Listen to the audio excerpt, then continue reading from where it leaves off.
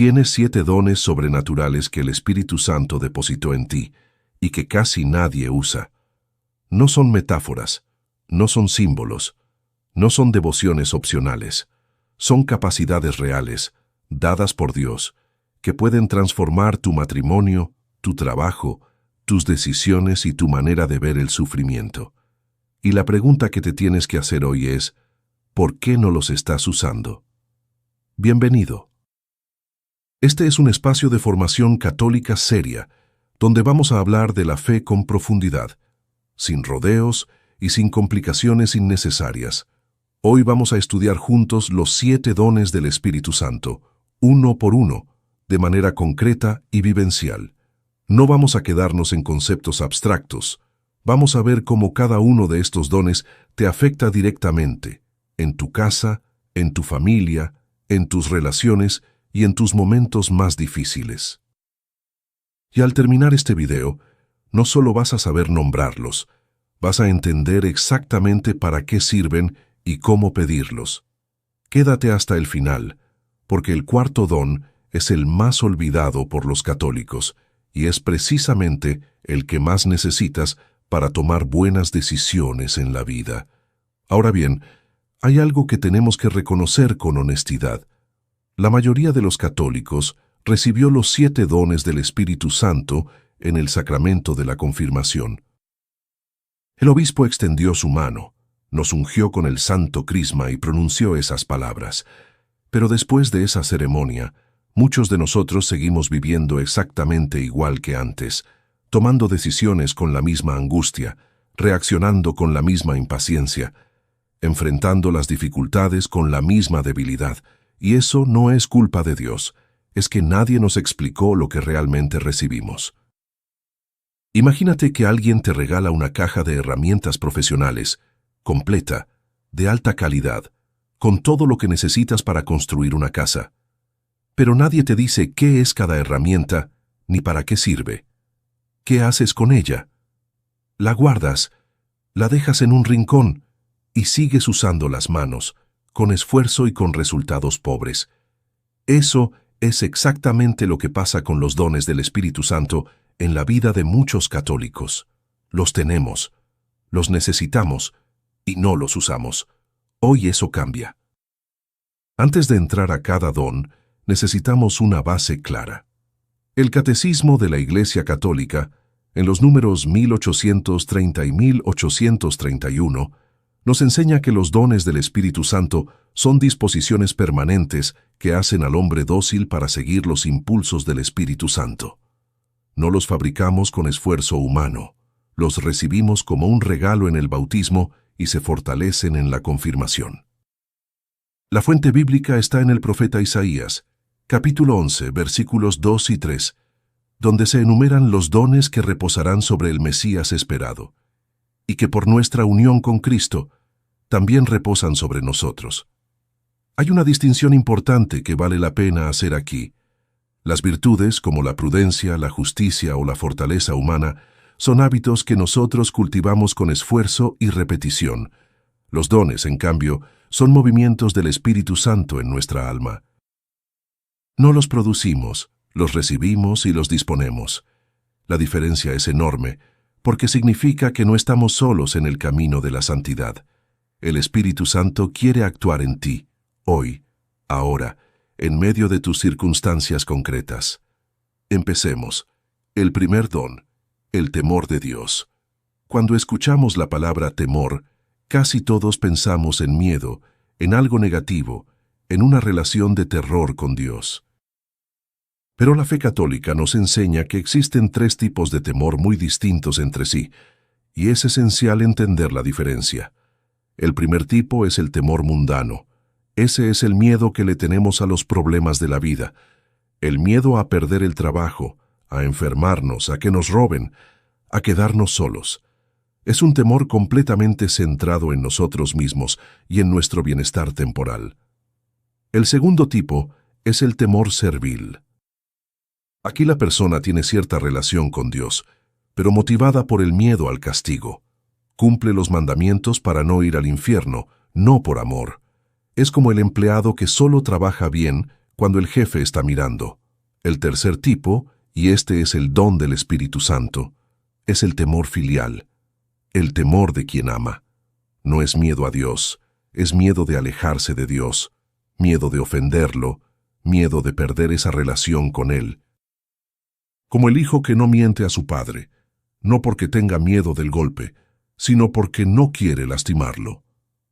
La carta a los Hebreos, capítulo 12, versículo 28, nos dice que nuestro culto debe estar lleno de reverencia y de temor, que en español más preciso podría traducirse como respeto profundo, asombro ante la grandeza de Dios, y ese asombro cambia todo.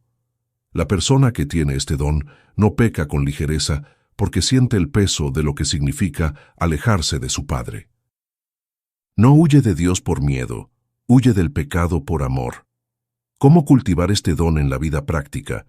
Cultivando la virtud de la templanza, que es el dominio sobre nuestros apetitos y placeres. Vivimos en una cultura del exceso.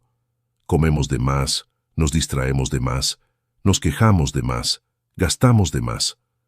Cuando empezamos a poner orden en las cosas pequeñas, el alma se afina, se vuelve más sensible a Dios y el temor filial comienza a crecer de manera natural. El segundo don, la fortaleza. San Pablo lo dice en la carta a los Filipenses, capítulo 4, versículo 13, con una frase que todos conocemos pero que pocos meditan con profundidad. Todo lo puedo en aquel que me fortalece. Ese todo no es un cheque en blanco para cualquier capricho. Es la certeza de que en lo que Dios nos pide, nunca estaremos solos. El don de la fortaleza no es valentía humana, no es el carácter fuerte del que nunca llora. Es algo mucho más profundo. Es la capacidad sobrenatural de soportar las dificultades más grandes sin rendirse, sin perder la fe, sin hundirse en la desesperación. ¿Quién necesita este don hoy? El que está pasando por una enfermedad que no mejora, el que tiene una deuda que no puede pagar, el que tiene un matrimonio en crisis y no sabe si aguantar, el que perdió a alguien que amaba y no encuentra sentido. Para todas esas personas, el don de la fortaleza no es un consuelo vacío, es una fuerza real que el Espíritu Santo deposita en el alma cuando la vida supera nuestras fuerzas naturales. La actitud práctica para vivir este don es sencilla pero exigente. Haz lo que está a tu alcance y entrega a Dios lo que está fuera de Él. Punto. ¿Cuánta enfermedad del alma viene de querer controlar lo que no podemos controlar? La fortaleza no es hacer lo imposible, es confiar en quien sí puede. Existe un ejemplo en la historia de la Iglesia que no podemos dejar de mencionar aquí. San Maximiliano Kolbe, sacerdote polaco, durante el Holocausto, ofreció su propia vida a cambio de la vida de un padre de familia condenado a muerte. Bajó al búnker de inanición en su lugar, y mientras los demás prisioneros gritaban y lloraban de terror, él oraba en voz alta y cantaba himnos. ¿Cómo es posible eso humanamente? No lo es. Es el don de la fortaleza actuando en un alma que se dejó transformar por el Espíritu Santo. El tercer don, la piedad. Este don tiene quizás el nombre más mal entendido de los 7. Muchos escuchan piedad y piensan en una actitud triste, en rezar con cara larga, en una religiosidad exagerada que no conecta con la vida real. Pero eso no es piedad. Eso es caricatura. La piedad, en el sentido del don del Espíritu Santo, es la capacidad de sentirse verdaderamente hijo de Dios. No súbdito, no empleado, no extraño. Hijo, con todo lo que eso implica de cercanía, de confianza, de intimidad real con el Padre. Cuando rezamos el Padre Nuestro y decimos, Padre nuestro que estás en los cielos, ¿lo decimos desde la mente o desde el corazón? ¿Lo decimos como fórmula o como quien habla con alguien que de verdad le escucha? El don de la piedad es lo que transforma esa oración de recitación en conversación real. Aquí hay algo que vale la pena decir con cuidado y con caridad. Muchos de nosotros, especialmente quienes crecieron con un padre ausente, violento o indiferente, tenemos una imagen distorsionada de la paternidad, y esa imagen, casi sin darnos cuenta, la proyectamos sobre Dios. Lo vemos lejano, exigente, difícil de complacer. Y entonces rezar se vuelve una obligación fría, no una relación viva. El don de la piedad rompe eso, porque Dios no es un Padre como el que quizás tuviste. Dios es el Padre, el único verdaderamente perfecto, que te conoce por nombre, que se preocupa por ti, que no se cansa de ti, y cuando el Espíritu Santo deposita en tu alma el don de la piedad, empiezas a sentir eso, no como emoción pasajera, sino como certeza profunda que cambia la manera en que te acercas a Él. ¿Cómo crece este don? Por la oración regular, vivida no como tarea, sino como encuentro, y por la caridad, que es el amor a Dios y al prójimo en acción concreta. Quien tiene piedad no se queda en el sentimentalismo. Sirve, da, perdona, porque sabe que en eso está agradando al Padre. El cuarto don, el consejo. Dijimos al inicio que este es el don más olvidado, y es así porque sus efectos no siempre son espectaculares, pero su ausencia se siente en cada decisión mal tomada, en cada palabra dicha en el momento equivocado, en cada silencio que debió haberse roto y no se rompió. El don del consejo es vivir bajo la orientación del Espíritu Santo. Es saber qué hacer, qué decir, cuándo hablar y cuándo callar, con la persona correcta y de la manera correcta, en el momento justo. No es intuición humana, es discernimiento sobrenatural. ¿Cuántas veces dijiste algo en un momento de enojo que luego lamentaste? ¿Cuántas veces callaste cuando alguien necesitaba escuchar una verdad dicha con amor? ¿Cuántas veces tomaste una decisión importante basándote en el consejo equivocado o sin pedírsela a Dios? Ahí es exactamente donde el don del consejo hace la diferencia. Hay un detalle curioso sobre cómo reconocer un buen consejo humano. Cuando alguien te dice, si yo fuera tú, haría esto, ya puedes sospechar. Porque esa persona no es tú. No tiene tu historia, tu vocación, tus circunstancias ni tu camino particular ante Dios. El Espíritu Santo sí te conoce desde adentro. Por eso su consejo es siempre el más preciso. Este don crece en la oración contemplativa, en el silencio, en la disposición a escuchar antes de actuar. Y tiene una intercesora especial, la Virgen María, bajo el título de Nuestra Señora del Buen Consejo, que permaneció de pie ante la cruz cuando todos los demás habían huido, porque sabía, guiada por el Espíritu, exactamente qué era lo que Dios pedía en ese momento. Continuamos. Y si llegaste hasta aquí, ya tienes una base sólida para entender lo que viene ahora, porque los tres dones que vamos a ver en este bloque son los más elevados, los más contemplativos, los que más transforman la manera en que ves el mundo, a las personas y a Dios mismo. No son dones para momentos extraordinarios, son dones para la vida ordinaria, para el lunes por la mañana, para la conversación difícil con tu hijo, para el momento en que algo injusto te pasa y no sabes cómo reaccionar. El quinto don, la ciencia. Cuando escuchamos la palabra ciencia, inmediatamente pensamos en laboratorios, en fórmulas, en datos verificables, pero el don de la ciencia del que habla la tradición católica es algo completamente distinto. No es conocimiento acumulado. Es la capacidad de ver las cosas creadas en su relación correcta con el Creador, de entender que todo lo que existe es obra de Dios, lleva su huella y apunta hacia Él. Los santos llamaban a esto la ciencia de los santos, y San Francisco de Asís es quizás su ejemplo más luminoso. Él llamaba al sol hermano, a la luna hermana, a la muerte misma hermana muerte, porque veía en cada criatura una chispa de la presencia de Dios. No era poesía, era teología vivida, era el don de la ciencia actuando en un alma completamente abierta al Espíritu Santo. ¿Y qué pasa cuando este don falta? Cuando falta, las personas tratan la creación como si fuera solo un recurso para explotar, tratan a los demás como medios para sus propios fines, acumulan cosas como si les dieran seguridad real, y cuando llega la humillación o la injusticia, reaccionan con orgullo herido porque no saben ofrecer nada. El don de la ciencia te enseña a ver todo con ojos distintos, que las cosas materiales son buenas pero no absolutas, que el sufrimiento aceptado con fe tiene valor redentor y que incluso en la humillación más amarga, Dios puede sacar un bien mayor del que tú podrías imaginar.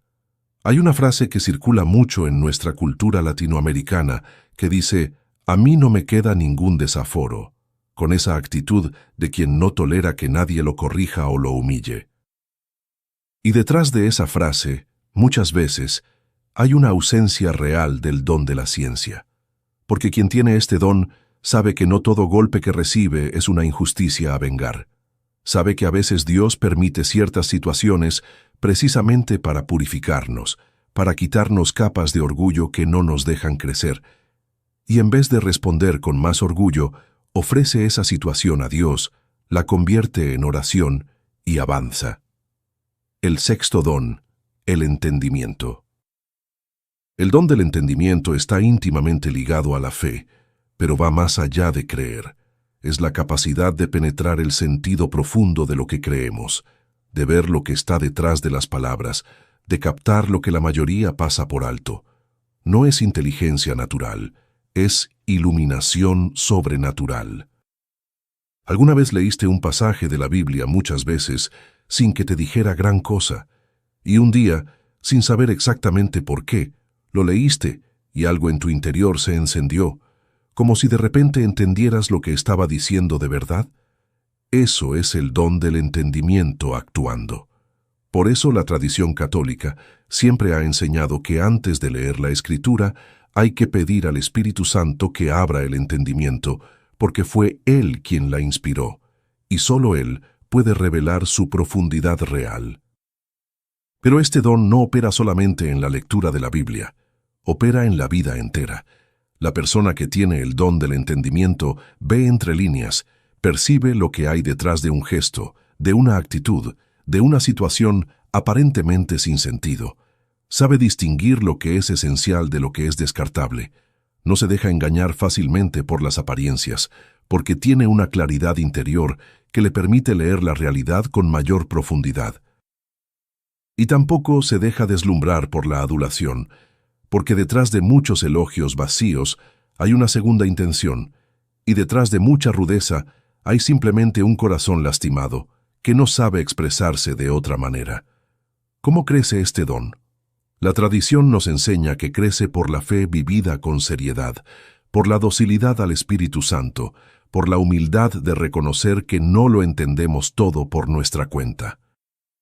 El orgullo intelectual es el mayor obstáculo para el don del entendimiento, porque quien cree que ya lo sabe todo, cierra la puerta a la iluminación que viene de lo alto. El séptimo don, la sabiduría. Llegamos al cima, el don más alto, el más completo, el que integra a todos los demás. La carta de Santiago, capítulo 3, versículos 13 al 18, nos da una descripción que vale la pena meditar despacio, porque es casi un retrato del alma que ha recibido este don en plenitud. La sabiduría que viene de lo alto es ante todo pura, luego pacífica, comprensiva, dócil, llena de misericordia y de buenos frutos, sin parcialidad ni hipocresía. La palabra sabiduría en latín es sapientia, y está conectada etimológicamente con sapor, que significa sabor. Tener sabiduría en el sentido profundo de este don es saborear a Dios. Es experimentar que Dios es bueno, no solo saberlo de manera abstracta. Es una experiencia interior que transforma la escala de valores de la persona, que le hace encontrar gusto en las cosas de Dios y ver con cierta tristeza compasiva cómo el mundo persigue cosas que no llenan. Santiago también nos dice algo muy importante sobre lo que no es sabiduría, y que vale la pena decir claramente.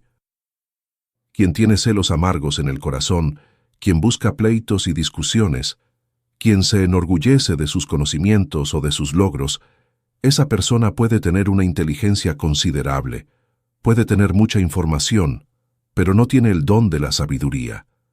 Porque Santiago dice sin rodeos, esa no es la sabiduría que viene de lo alto, es terrena, es humana, es diabólica. Y donde hay celos y ganas de pelear, dice, ahí está toda clase de desorden y maldad. Hay algo que el don de la sabiduría clarifica de manera especial, y que en nuestra cultura muchas veces se confunde. La diferencia entre querer y amar. Querer es apreciar lo que es bueno para mí. Amar es buscar el bien del otro, aunque me cueste. Y el ejemplo más cercano que todos tenemos de ese amor es el de una madre. La madre que come lo que sobra para que el hijo coma primero, que usa los zapatos viejos para comprarle unos nuevos al niño, que va a buscarlo donde sea que esté, sin condiciones, sin calcular el costo. Eso no es sentimentalismo, eso es sabiduría vivida, porque esa madre ha aprendido, guiada por el Espíritu, a poner el bien del otro por encima del propio. Y eso, precisamente eso, es lo que el don de la sabiduría produce en quienes lo reciben con el corazón abierto. Confrontación apologética. ¿Son estos dones solo para los carismáticos? Antes de continuar, necesitamos responder una objeción que muchos católicos tienen, aunque no siempre la expresan en voz alta. Hay quien piensa que esto de los dones del Espíritu Santo es cosa de los grupos carismáticos, de las misas con música animada, de quienes hablan en lenguas o tienen experiencias emocionales intensas. Y entonces, el católico más tradicional o más reservado siente que todo esto no va con él. Necesitamos decirlo con toda claridad. Los 7 dones del Espíritu Santo no son patrimonio de ningún movimiento dentro de la Iglesia. Son doctrina católica desde el principio. Están en el profeta Isaías, siglos antes de Cristo. Están en los escritos de los padres de la Iglesia, en Santo Tomás de Aquino, en el Concilio de Trento, en el Catecismo actual. Son parte esencial de la enseñanza sobre la vida cristiana y fueron dados a todo bautizado confirmado, sin excepción, independientemente de su temperamento, su espiritualidad o su estilo de oración. No son emoción, no son euforia religiosa, son capacitaciones sobrenaturales, permanentes, que el Espíritu Santo deposita en el alma para que pueda vivir la fe de manera plena y fecunda. El hecho de que no los sintamos intensamente no significa que no estén ahí. Significa que no los hemos pedido con conciencia, que no los hemos cultivado con humildad, que no los hemos dejado actuar porque nadie nos explicó que los teníamos. La doctrina sin aplicación se queda en el aire, y la fe católica no es una filosofía para admirar desde lejos, es una vida para vivir desde adentro. Así que vamos a los pasos concretos, los que puedes empezar hoy mismo sin necesitar nada extraordinario. El primer paso es el más sencillo y el más olvidado: pedir. Pedir al Espíritu Santo, por su nombre, con conciencia, cada día. No como fórmula automática al final de las oraciones, sino como una petición real, dirigida a una persona real. Puedes hacerlo antes de tomar una decisión importante, antes de una conversación difícil, antes de leer la Escritura, antes de ir a misa.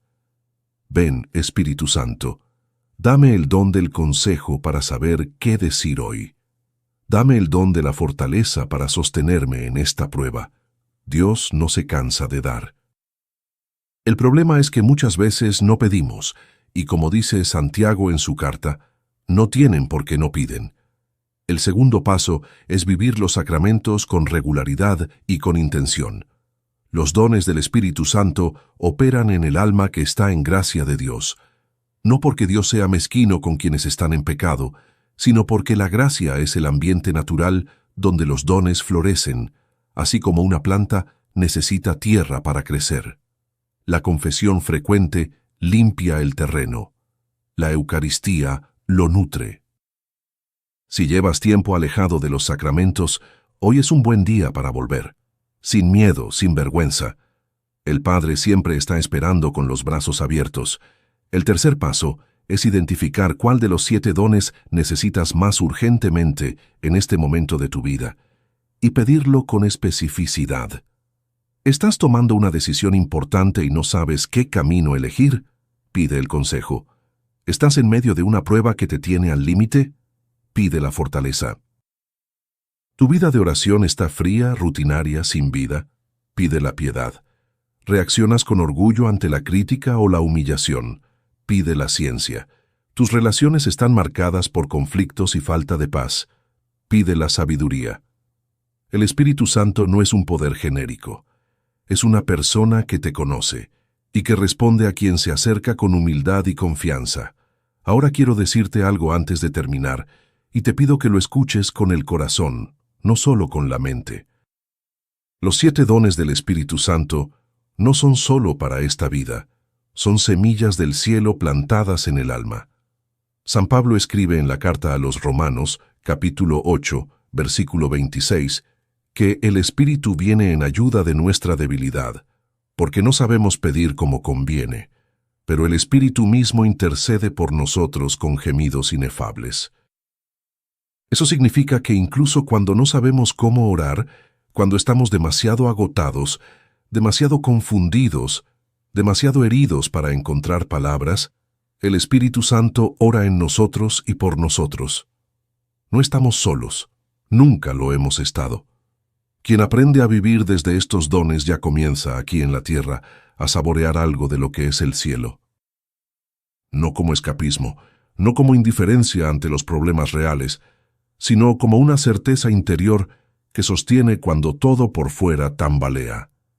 Y esa certeza es uno de los frutos más hermosos que el Espíritu Santo puede darte. La paz que, como dice San Pablo, supera todo entendimiento. Si estás pasando por algo difícil ahora mismo, si la vida se siente pesada, si dudas de si Dios está presente en medio de tu situación, te digo lo que la fe nos enseña con claridad. Él está ahí. No como espectador distante, sino como Espíritu que habita en ti, que quiere darte fortaleza, consejo, sabiduría, piedad, todo lo que necesitas para atravesar esto y salir transformado. No tienes que ganarte esos dones, ya los tienes, solo tienes que abrirte a recibirlos. Para cerrar, un resumen en una sola idea.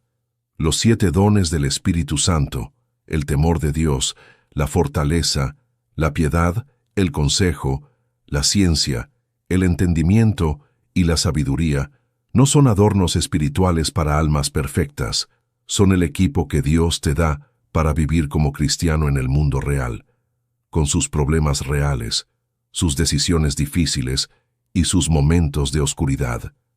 Pídelos, vívelos, y deja que el Espíritu Santo haga en ti lo que tú solo no puedes hacer. Si este video te ayudó a entender mejor tu fe, dale like, suscríbete al canal y activa la campana para que no te pierdas los próximos videos. Y compártelo con alguien que necesite escuchar esto hoy, porque a veces la mejor catequesis llega a través de un mensaje que alguien tuvo la generosidad de reenviar. Ven, Espíritu Santo, llena los corazones de tus fieles y enciende en ellos el fuego de tu amor. Que Dios los bendiga. Que la Virgen María interceda por cada uno de ustedes. Nos vemos en el próximo video. En el nombre del Padre, del Hijo y del Espíritu Santo. Amén.